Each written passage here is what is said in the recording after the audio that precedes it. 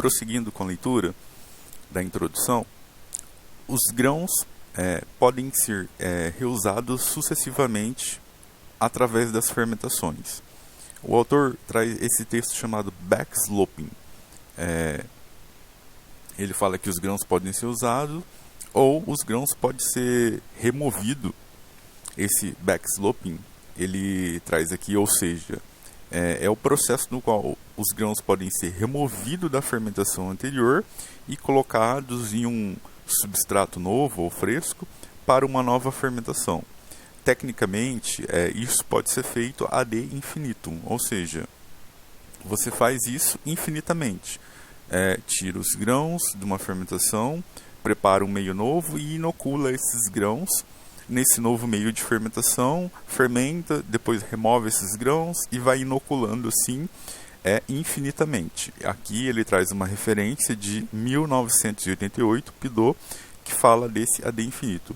E tradicionalmente os grãos são passados ou compartilhados de geração em geração. Há relatos que esses grãos, principalmente os grãos do kefir de leite, era meio que um segredo de família. Então era passado de geração em geração e esses conhecimentos, em tese, traziam benefícios para a saúde. Então era meio que um segredo da família a questão de passar a cultura do kefir para frente. Eis mais um dos motivos pelo qual a história do kefir acaba sendo imprecisa, pois se em algum momento essa prática de cultivar o kefir era um segredo de família, isso era passado de geração em geração, isso dificulta um pouco a rastrear os passos do kefir ao longo da história ou entre os povos. Até mesmo as condições de cultivo e a sua origem em si. As bactérias ácido láticas, particularmente esses lactobacilos, são os principais membros dessa comunidade complexa que é o grão do kefir de água. Aqui é muito interessante, pois os lactobacilos eles têm uma grande afinidade pela lactose do leite e o meio, um substrato, um meio muito interessante, matéria-prima interessante, é o leite. Os primeiros lactobacilos da nossa microbiota intestinal, o processo de formação da nossa microbiota intestinal começa lá desde o nascimento e uma etapa muito importante é a amamentação, no qual boa parte da nossa microbiota ela vai ser constituída por lactobacilos e outras bactérias que têm a habilidade de pegar o leite materno, utilizar os compostos do leite materno como substrato para fermentação. Daí a nossa microbiota vai se formando. E no caso do kefir de água é muito interessante porque eu vou ter lactobacilos que não necessitam do leite para poder se desenvolver. Eu tenho aqui lactobacilos que sobrevivem em meio com água e utilizam-se de outros açúcares. Então isso tem uma relevância, um ponto muito importante na questão da microbiota, pois depois de adulto a gente já não ingere mais tanto leite. A água, os açúcares dissolvidos em água, a nossa capacidade digestiva aumenta, então esses lactobacilos aqui passam a ser de muito interesse para a nossa microbiota intestinal já depois de adulto. Enquanto que lá na infância a nossa microbiota está se formando, os primeiros passos, ela era dependente do leite materno. Depois de adulto, o consumo de leite nosso diminui. Algumas pessoas têm a diminuição da produção da enzima lactase, que ainda dificulta a digestão do leite ou do açúcar do leite. E temos a questão das intolerâncias, alergias, enfim. Então, esses lactobacilos do kefir são muito interessantes e eles são as principais bactérias presentes no kefir de água. Também tem as bactérias ácido acético ou produtoras de ácido acético em segundo plano, mas elas existem, só que elas dependem da presença do oxigênio, conforme esse autor relata. Existem bactérias ácido acéticas que na verdade conseguem sobreviver sem a presença do oxigênio. No caso da ausência de oxigênio, sem o oxigênio ela vai deixar de produzir o ácido acético, mas ela às vezes tem um metabolismo apto para sobreviver produzindo outras coisas, outros compostos, como glicerol, diacetil, infinitas outras moléculas que o metabolismo dela não vai precisar do oxigênio. Lógico, essas rotas metabólicas alternativas normalmente não geram tanta energia quanto a principal, então o desenvolvimento delas será menor, mas às vezes elas conseguem sobreviver sim. E no caso do kefir de água, algumas leveduras, normalmente não saccharomyces, também são capazes de produzir ácidos na fermentação, além do etanol, que é o principal produto majoritário. Algumas conseguem inclusive até produzir ácido acético. Então a acidez acética do kefir de água não necessariamente vem da presença das bactérias acéticas, mas algumas vezes até de leveduras não saccharomyces ou tidas como leveduras selvagens, algumas espécies. Agora ele fala aqui das leveduras. Ambas as leveduras saccharomyces e não saccharomyces, elas também são membros aí dominantes do kefir de água. E isso também vai ter aqui a questão do uso de diferentes substratos para o kefir de água e para o kefir de leite, mas eles acabam sendo produtos similares na questão da comunidade de bactérias dominado aí, principalmente as denominadas lactic acid bactérias, as bactérias do ácido lático, bem comum em ambos os kefir de leite ou kefir de água. A predominância são das bactérias lácticas. E as leveduras são, e o autor traz aqui, que são significativamente diferentes.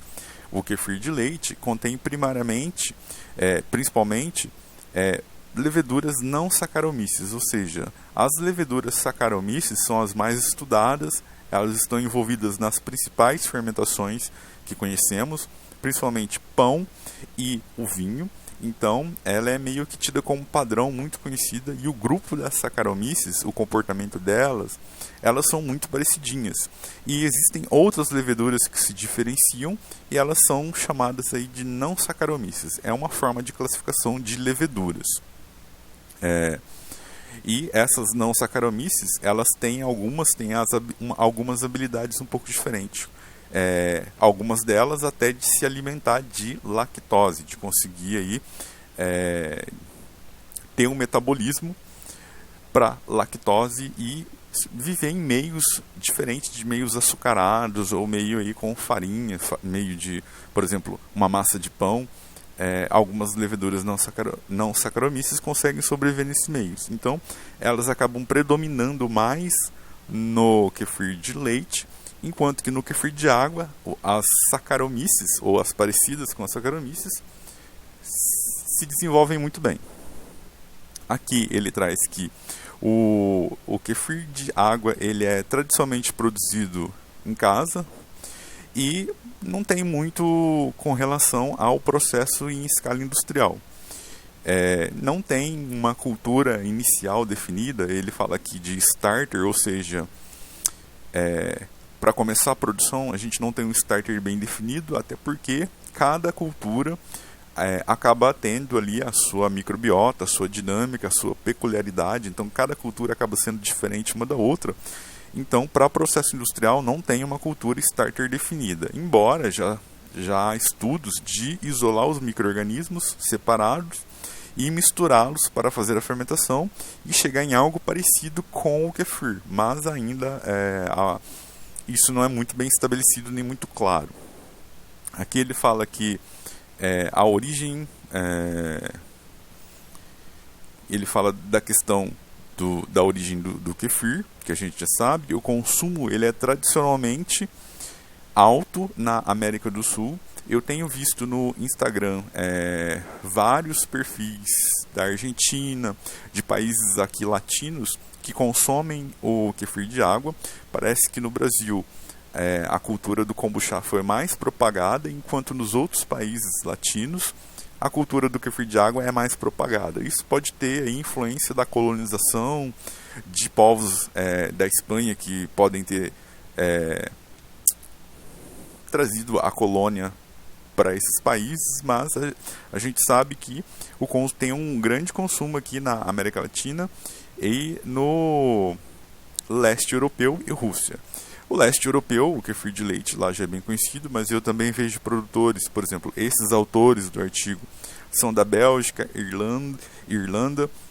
Eu sei que na França há produtores de kefir de água, na Rússia também deve existir, mas as informações da Rússia acabam sendo um pouco impreciso, até mesmo pela questão da internet deles, que acaba tendo alguns filtros e fica difícil encontrar essas informações. Mas ele traz aqui que América do Sul, leste europeu e Rússia são onde mais se consomem o kefir de água. No Brasil ainda temos poucas informações, mas sabemos que também há um consumo, embora o consumo de kombucha é muito maior e muito mais organizado essas informações sobre o kombucha. Os benefícios do consumo do kefir de água, eles estão relacionados principalmente à questão probiótica, devido aí às bactérias Astulático. Entretanto, o consumo aí do kefir de leite, ele tem aumentado bastante e tem a questão de ter mais benefícios probióticos, pensando aí na questão do alimento. Aí ele fala que é um produto tradicional, tem a questão das doações, de ser feito em casa, e que isso pode virar a ser um mercado. Ele torna a falar aqui da questão, comparando o kefir de leite e o kefir de água, ele tem uma vantagem da grande diversidade de consumidores, pois o kefir de água, como já foi dito anteriormente, ele abrange o pessoal vegano. Então, o objetivo dessa revisão é promover aí uma atualização das informações atuais, do conhecimento atual e da ciência do kefir de água, que ele encerra esse parágrafo. O próximo sessão a ser abordada vai ser a produção do kefir de água.